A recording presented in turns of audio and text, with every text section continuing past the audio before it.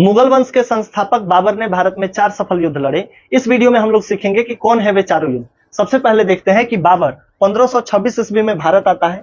जिस समय बाबर भारत आता है उस समय भारत में लोदी वंश का शासन था और लोदी वंश के जो शासक थे उनका नाम था इब्राहिम लोदी। तो पहला युद्ध 1526 ईस्वी में पानीपत में लड़ा जाता है, इसीलिए इसको कहते हैं पानीपत का युद्ध। ये युद्ध लड़ा जाता है बाबर और इब्राहिम लोदी के बीच में। इस युद्ध में इब्राहिम लोदी की पराजय होती है और बाबर यह युद्ध जीत लेता है। इसके ठीक अगले साल यानी कि 1527 ईस्वी में राजस्थान के खानवा में एक युद्ध होता है जिसको हम लोग कहते हैं खानवा का युद्ध।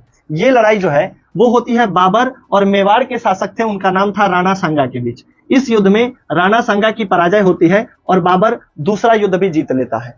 अब 1527 के ठीक अगले वर्ष यानी कि 1528 में बाबर ने चंदेरी में एक युद्ध लड़ा, इसे चंदेरी का युद्ध कहा गया। यह युद्ध बाबर और मेदिनी राय के बीच में हुआ था। ये मेदिनी राय राणा सांगा के ही सहयोगी थे। इस युद्ध में हुआ क्या कि मेदिनी राय की पराजय हुई और फिर से बाबर की विजय हुई। इसके अगले ही साल यानी कि 1529 में बाबर बिहार की ओर चलता है और बिहार में जो अफगान सरदार थे महमूद लोदी और बाबर के बीच में युद्ध होता है घाघरा नदी के तट पर, इसीलिए इसको घाघरा का युद्ध कहते हैं। इस युद्ध में अफगान सरदार यानी कि महमूद लोदी की पराजय होती है और बाबर चौथा युद्ध भी जीत जाता है और ठीक इसके अगले साल यानी कि 1530 में इसकी मृत्यु हो जाती है।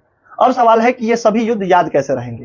तो आपको तो डेट याद रहेगा 1526, 1527, 1528, 1529 और 1530। चूंकि ये लाइन से है तो ये तो याद रहेंगे। अब युद्ध को लाइन से याद रखते हैं। अब इन घटनाओं को याद रखने के लिए हमने एक ट्रिक बनाया है कि बाबर जो है वो आता है भारत, सबसे पहले पानी पीता है, फिर खाना खाता है, फिर चंदा देता है, फिर घर जाता है और अंतिम में मर जाता है। क्या ट्रिक रहा? पानी पिया, खाना खाया, चंदा दिया, घर गया, मर गया। पानी पिया से हो जाएगा पानीपत का युद्ध, फिर हो जाएगा खाना खाने से खानवा का युद्ध, फिर चंदा देने से चंदेरी का युद्ध, फिर घर गया यानी कि घाघरा का युद्ध और उसके बाद मर गया यानी कि 1530 में उसकी मृत्यु हो गई। तो इस तरीके से आपको ये सभी चीजें याद रहेंगी।